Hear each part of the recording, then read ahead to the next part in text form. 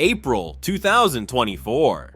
On the same slipway where aircraft once launched for Pearl Harbor, Japan unveils a warship with a freshly squared flight deck, its first true carrier since 1945. Officials call it a destroyer, Beijing calls it a militarist provocation.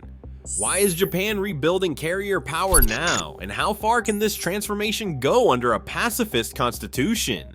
The answer starts at Kure. Welders and fitters at the Kure shipyard began work on JS Kaga's transformation in March 2022.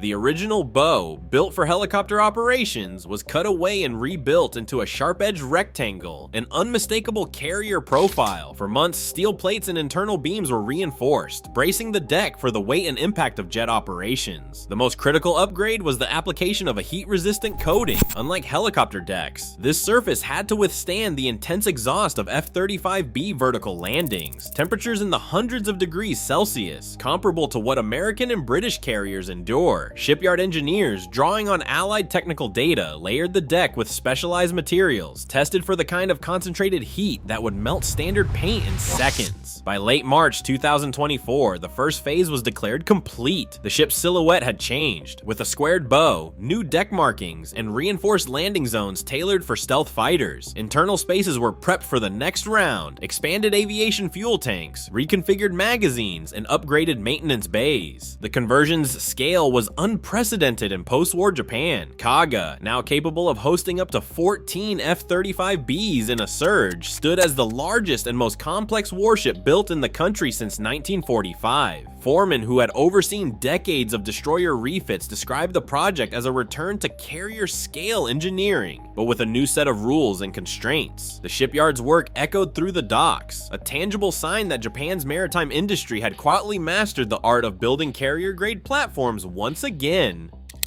In 1928, the Imperial Japanese Navy commissioned its first heavy aircraft carrier, Kaga, from a converted battleship hull built at Kure, the same port now home to her modern namesake. Kaga quickly became a symbol of Japan's growing naval ambitions. On December 7, 1941, Kaga joined 5 other carriers in launching more than 350 aircraft against Pearl Harbor, an attack that killed over 2,000 Americans and drew the United States into the Pacific War. For 6 months, Kaga's flight deck was at the center of Japan's carrier strike force, projecting power across the Pacific. The ship's flight deck carried the planes that defined Japan's naval reach. That strength ended abruptly on June 4, 1942 at Midway. American dive bombers from USS Enterprise found Kaga with her decks crowded with fueled and armed planes. A series of direct hits triggered fires and explosions that tore through the ship. By nightfall, Kaga was abandoned and scuttled, taking over 800 crew with her, including her entire senior command. For decades, Kaga's final resting place remained uncertain, her fate recorded only in survivor accounts and wartime reports. In October 2019, the research vessel Petrel, operated by Vulcan Incorporated, located the wreck nearly 5,400 meters below the surface, northwest of Midway Atoll. Remote cameras revealed the battered hull and collapsed flight deck, still bearing the scars of Midway's violence. The discovery coincided with a new decision in Tokyo. The modern Kaga, built at Kure, would be refitted to carry stealth jets. The name, once synonymous with attack and defeat, now returned to the headlines, binding Japan's newest carrier to the memory of the one that lies silent on the ocean floor.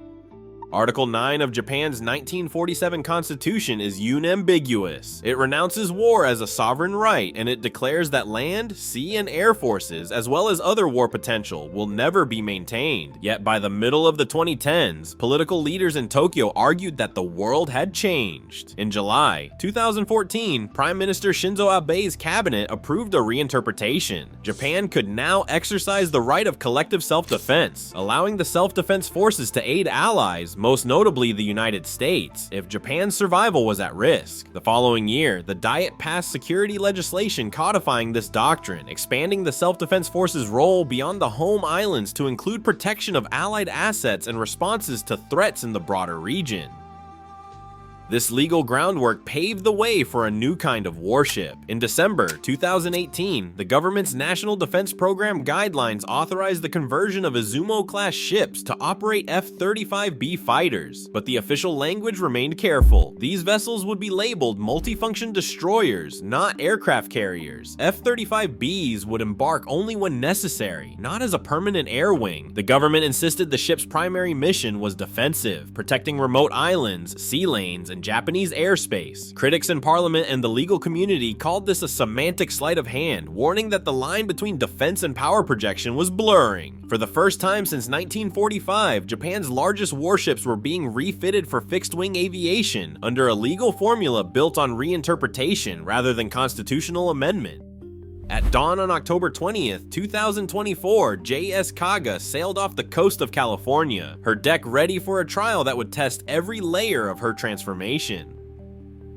A United States Marine Corps F-35B hovered above the flight deck, then settled onto the new heat-resistant surface, Japan's first fixed-wing carrier landing since 1945. Over the next 3 weeks, Japanese, American, and British pilots rotated through a series of takeoffs, vertical landings, and deck-handling drills. Kaga's crew worked side by side with United States Navy and Royal Navy veterans, running emergency procedures and refining choreography for jet operations. Each sortie measured not just the ship's technical upgrades, but the ability of her crew to operate under real-world conditions. Pacific swells, unpredictable winds, and the relentless pace of carrier flight operations. On November 7th, 2024, Vice Admiral Goka stood with the United States 3rd Fleet Commander to announce the results. The trials had confirmed Kaga's ability to launch and recover F-35Bs safely, day or night, in the open ocean. This strengthens the deterrence and response capabilities of the Japan-United States alliance, Goka said. For the first time in 8 decades, a Japanese warship had proven it could serve as a true platform for carrier aviation, no longer just on blueprints or legal documents, but in the churn of the Pacific. Japan's F-35 program is the largest outside the United States, with a total order of 147 jets, 105 F-35A for conventional runways, and 42 F-35B for short takeoff and vertical landing.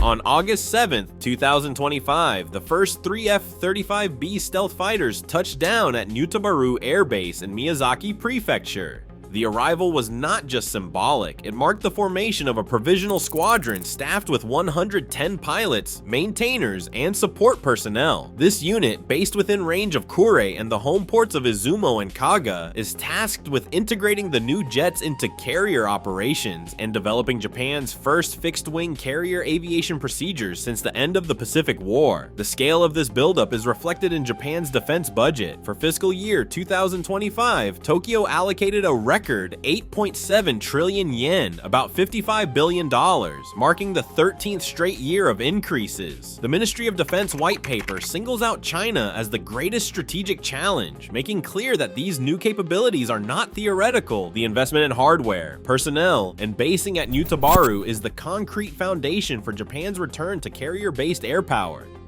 Chinese officials wasted no time issuing warnings. Beijing's foreign ministry described Japan's Izumo class as aircraft carriers in disguise, accusing Tokyo of hiding offensive ambitions behind legal semantics. The language grew sharper as Kaga's F-35B program advanced. In state media and official briefings, Chinese spokespeople invoked the specter of history, warning that any return to militarism would drag Japan into an abyss. The phrase echoed through news wires and policy journals, a deliberate reminder of past conflict and lingering mistrust. Regional tension played out not only in words, but on the water. In August 2025, Allied navies demonstrated a new level of integration. JS Kaga joined HMS Prince of Wales, USS George Washington, and USS America in the Philippine Sea. British F-35Bs landed on Kaga's deck, an event without precedent, signaling that Japanese, American, and British carriers could now operate as a single unit. The formation was more than a show of force. It was a message to Beijing that alliance coordination had reached a new threshold. Each maneuver, each landing was tracked by Chinese analysts, who saw in these drills the outline of a future coalition prepared for crisis. The old lines, defensive versus offensive, destroyer versus carrier, blurred in the haze of joint operations, leaving only the hard reality of power projection and deterrence.